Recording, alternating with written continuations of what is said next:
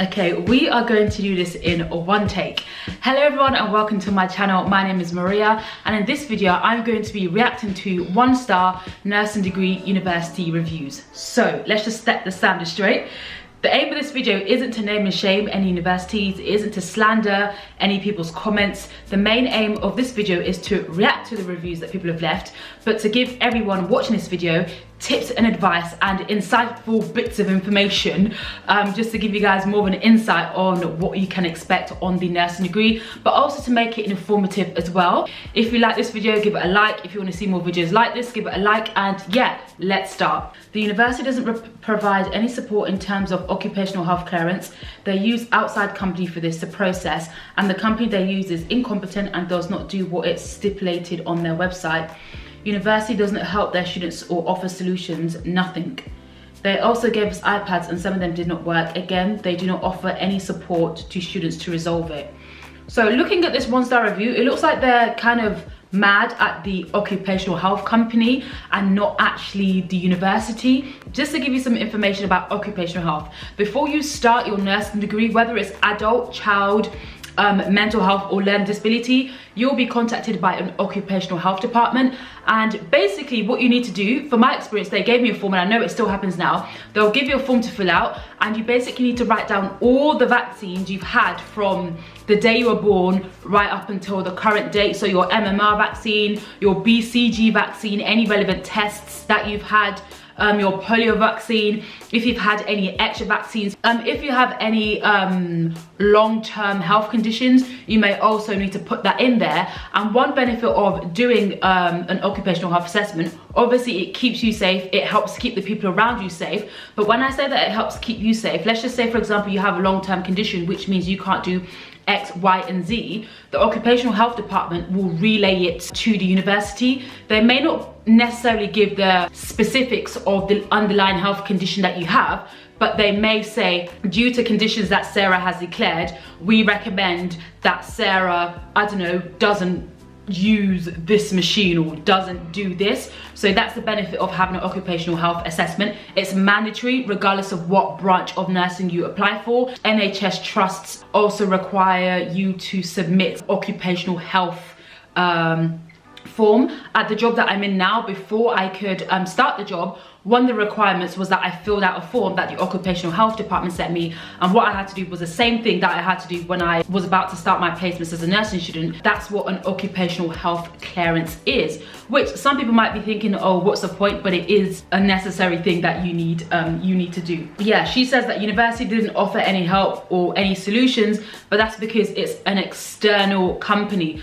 Occupational health is kind of like your GP, and I don't think many people would be happy if their university lecturer or their seminar lead or their, I don't know, the head of the nursing department at university could just go straight to their GP and be like, hey, can you give me a list of, you know, all the conditions that Sarah has come in with? I don't think people would be happy with it. So I don't think this person's review is a direct reflection of the university. I think it's a direct reflection of the occupational health company that the university has employed to do whatever services for them. But again, it is important. I guess it's beneficial for you guys watching this video who didn't know about occupational health clearances. Liked placement, disliked constant cancelling of lectures.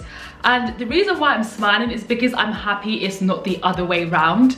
When I was a student on my nursing degree, I noticed that people who said they loved lecturers and they hated placement, they were the ones who never survived, who ended up dropping out, or who may be qualified and then never actually pursued their NMC registration. So yes, even though it is a 1-star review, I'm happy that she actually liked placement. Me, I liked placement and I liked going to lectures. I can't say the word, and I liked going to lectures and seminars. But if I had to pick one over the other, ooh, I'd say that I liked placement more, because you learn a lot from placement. I don't really get why it's a 1-star review, but this is that person's experience. A lot of you guys will know that your nursing degree is 50-50.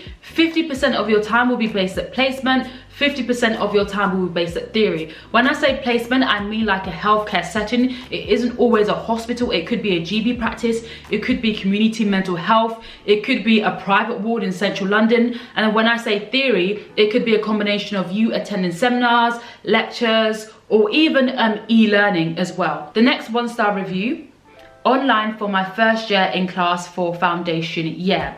When I started my degree, there was no such thing as a COVID pandemic. We barely had any e-learning. You learn at placement, or you learn in seminars, you learn in lectures. This person is saying that they were online for their first year.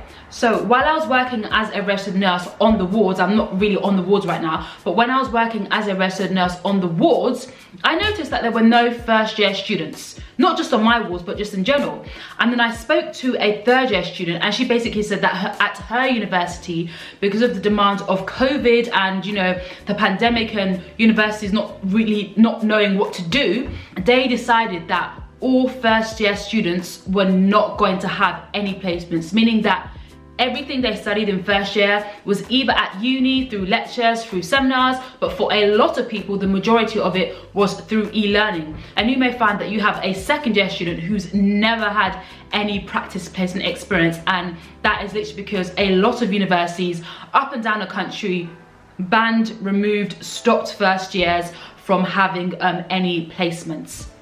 Which is a shame, really. Like, I'd be so annoyed if I signed up to do a nursing degree and I was told 50% was going to be a placement, 50% was going to be a theory, and then all of it just ended up being e-learning. I understand that we're in a pandemic, and, you know, or that we were in a pandemic. I don't think we're in a pandemic right now at the time of writing this video. I understand the situation, you know, that's going on, but I'd be so annoyed if that was me. Imagine being a nursing student for a whole entire year and not having any placements. So I can understand this person's frustration on why they gave a 1-star review. The next 1-star review, the person simply put seminars. And some of you guys might be thinking, what is a seminar? I have the Google definition here on my computer. A seminar, a class at university in which a topic is discussed by a teacher and a small group of students. And at my university, we had a lot of seminars. Generally, we would have maybe 1 or 2 lectures, and then after that lecture, we would have a seminar where we would go into smaller groups. The group would be facilitated by a teacher, and there'd be probably no more than like 25 of us discussing the topic. And I really like seminars, because I don't know why my brain used to do this all the time, but I would go into a lecture thinking I understand, you know, what they're saying, and I would understand it, but I'd tackle it from a completely different angle. And the benefit of seminars is that it just helped me kind of turn my head to where it needed to be turned, in terms of, are we approaching it from X, are we approaching it from Y, or are we approaching it from Z? Seminars are really beneficial because it just helps to consolidate your learning. Because I've never really met anyone who did not find seminars beneficial. Because when you think about it, a lecture, or you've maybe got like anything from about 150 to 400 students.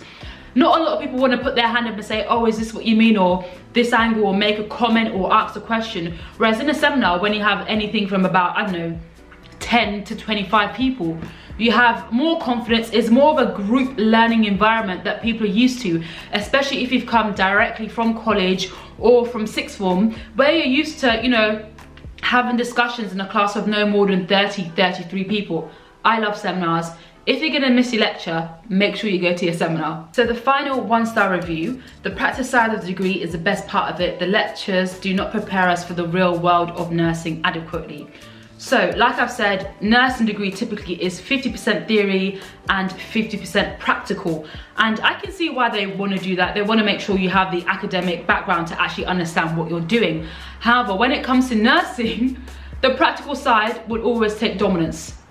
Yes, you might, you know, get a first in your essay, but just because you get a first in your essay doesn't mean that when you actually go out into the community, when you go out into hospitals, when you go out into any practice environment, that you'll actually know how to apply what you're learning. So yes, theory is great. They can tell you this is normal blood pressure, this is how the medication works, but until you're in that environment where you actually need to apply the knowledge, that's really where all the learning is done. It's like when people say, oh yeah, I passed my theory test, but then they get into the car and they have no idea what to do. Yes, understanding the theory on how to drive a car is very important, but the act of driving a car is a practical thing.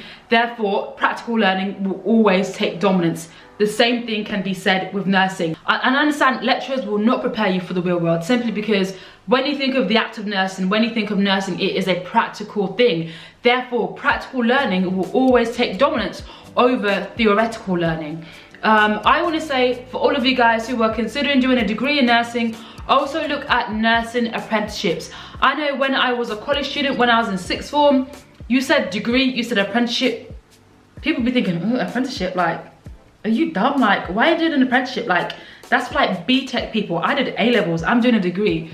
With nursing, that's not what it's like. Knowing what I know about nursing apprenticeships, I would recommend all of you to consider a nursing degree and a nursing apprenticeship. So I hope this video was insightful. I will definitely be doing more videos like this. Thank you guys for watching, and I'll see you guys in my next video. Bye.